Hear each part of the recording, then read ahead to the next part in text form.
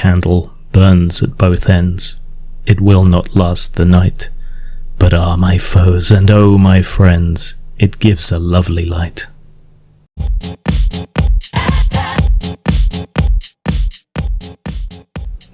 I have a fairly mellow Discord if you want to join us there for a bit of conversation and debate.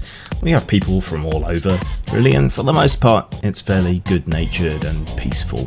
As long as you come in that kind of spirit, you'll be fine.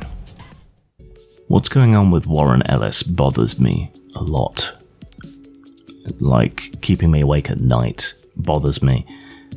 But it doesn't bother me in the way you necessarily might expect.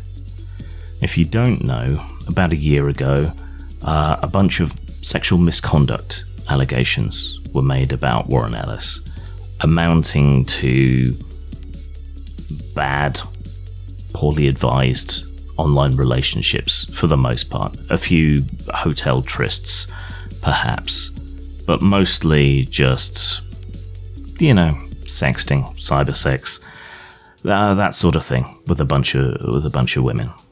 But nonetheless, that got Warren cancelled for a year. You can read a lot of these allegations and so on at So Many of Us. Now, this is all kicked off again because Warren has re-emerged, planning to finish the Fell comic series, which is very good, by the way, with Ben Templesmith.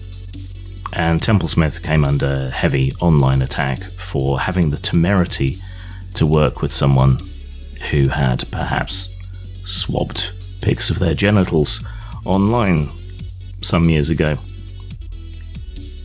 And I've been a fan of Ellis's since the days of Lazarus Churchyard, obviously. He's an extremely talented writer, and I'd put him up there with Moore and Gaiman and Grant Morrison. The literary, the more interesting writers of comics.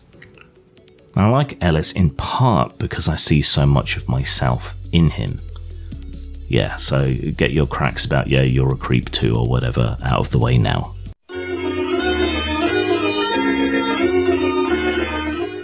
Ellis is also an acquaintance. I wouldn't go so far as to say a friend. He nearly came to our housewarming.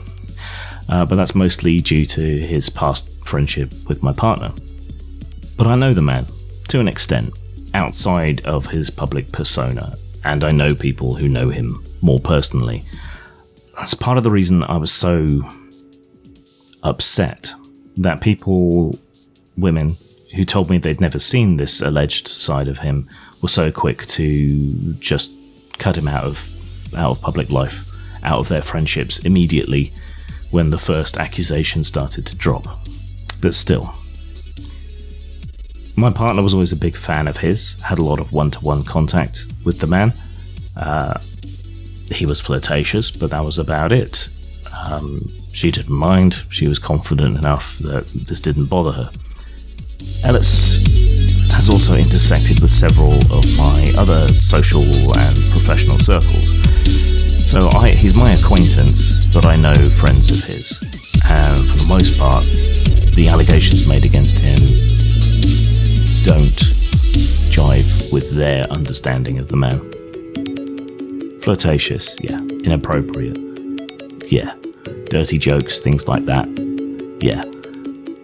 But manipulative to the extent that's being accused, grooming people, abusing people, no one really sees that in him.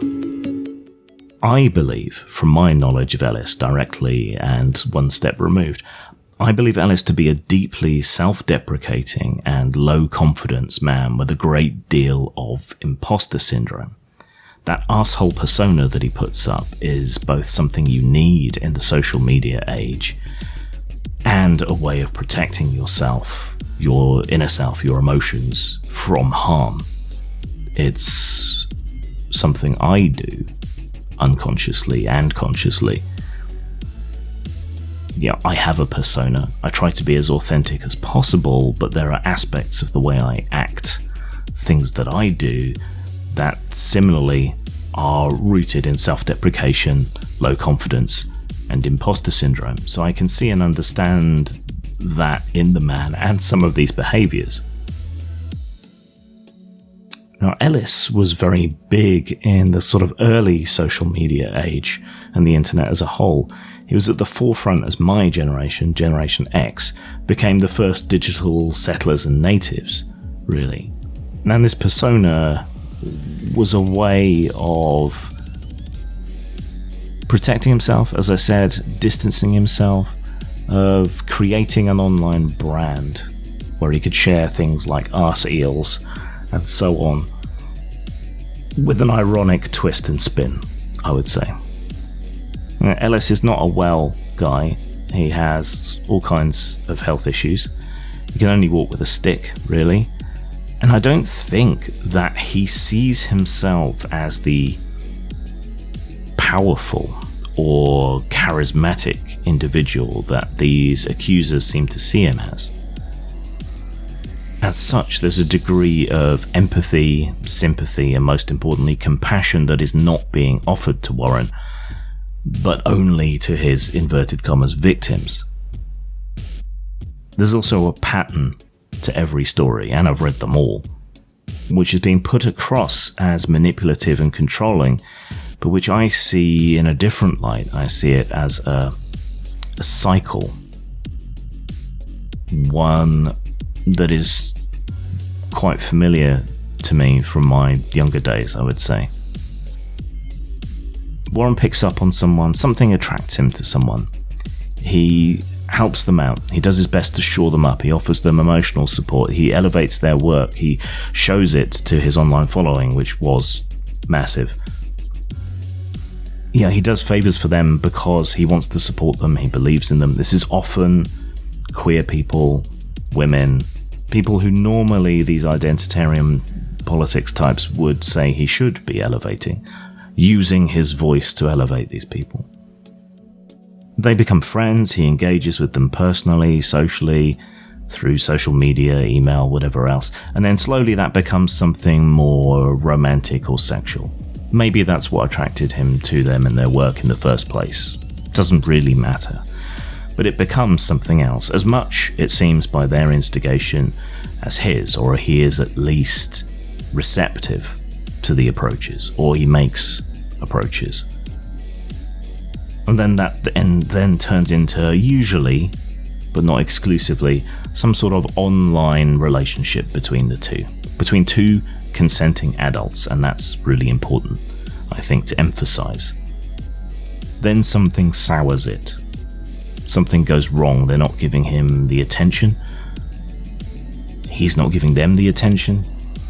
Some kind of split. Something sours the relationship. Or, and this is what I think is happening, Warren starts to feel guilty or uncomfortable with it. And then he ghosts them. And then they get upset that he's not there for them anymore, that he's not interacting with them anymore, that he's not supporting and boosting them anymore. And then hell hath no fury, like a woman scorned, and then it seems to be reinterpreted into this grooming, manipulation, whatever else you want to call it. But who hasn't had situations like that? Who hasn't ghosted people or been ghosted? Who hasn't entered into unwise relationships or slept with people that they probably shouldn't have, knew that they shouldn't have, but did anyway? I have nowhere near Warren's level of celebrity, and I think it's arguable whether comics writers really genuinely have celebrity as we mean it. But I've had people be inappropriate with me, and it's only really through a combination of obliviousness and having a fairly aggressive and scary partner that nothing really too inappropriate has happened, at least not very often. Everyone makes mistakes, right? That seems to be what's missing here. Owning of mistakes. Now, this isn't to say that Warren isn't a cad, a bounder, the reincarnation of Terry Thomas, that what he did was good, but it's not illegal. It's not violent. It was all consensual. And you have to approach it with a particularly skewed lens, a bias, to see it as grooming or manipulation or somehow being worthy of cancellation. He's a guy who entered into poorly considered relationships with a bunch of people who entered into poorly considered relationships with him. In some cases, transactional. I'm also, even if it's not explicitly transactional, some of these stories are bound to be bandwagon, made up stuff. A lot of it is going to be catastrophization, looking in the rearview mirror.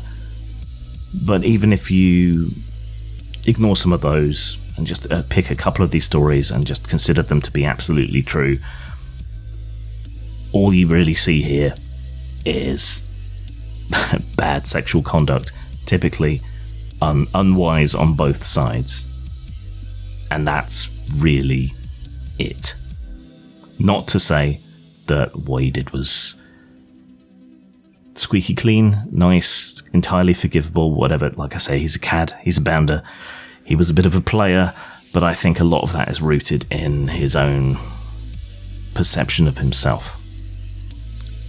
And he's issued a grovelling second apology that he's now going to work with his victims for restorative justice, which only shores up my suspicion that a lot of this was transactional.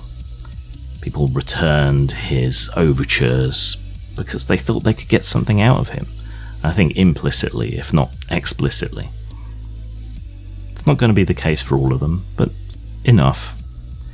And this idea that he can somehow make amends by doing things for these people, it's a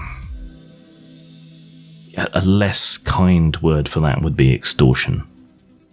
And of course they're never going to be satisfied, and he's always going to be cancelled. This is going to hang over him forever, but really there's not many moves he can make, are there? If after a year the mere hint of finishing a pre-existing comic book series stirs the Twitterati into a frenzy of hornet stings, then what chance does he ever have of getting even a shade of his life back? Of course, that's going to limit his ability to offer restorative justice. Most of this was 15 to 20 years ago, in the context of a more promiscuous and permissive time, particularly amongst the alt culture and zeitgeist. So you have to consider that as well. And all of this seems to be, with hindsight, to be catastrophizing unwise sexual decisions, unwise romantic decisions, with a guy who doesn't see himself the way that these women seem to see him, as this powerful Svengali. But at the end of the day, should you be cancelled forever for making romantic and sexual mistakes? For misrepresenting yourself, perhaps a little, to a potential sexual partner? But we all do that, don't we? We all put our best face forward, at least at the beginning of a relationship. We wear our push-up bras. We hold in our farts. We don't immediately tell someone on a first date that the only way we can get off is if someone shoves a canary up our ass. You know, we hide these things. Is that grooming? Is that manipulation? Is that unfair? Or is it just standard human behaviour to be your best self to somebody for as long as you can be, so that eventually they'll put up with it when you let rip an enormous fart under the duvet? Should you be cancelled forever for the mistake of sticking your dick in crazy? I don't think so. And while the things that he did, some of them, were a bit naughty, disregarding of other people's feelings perhaps, that's something that men and women do all the time. And sooner or later, at some point, you have to own your shit, whether you're framing yourself as a victim or not. And this was all consenting. So where's the justification for ruining this guy for life on the basis of that. Sang.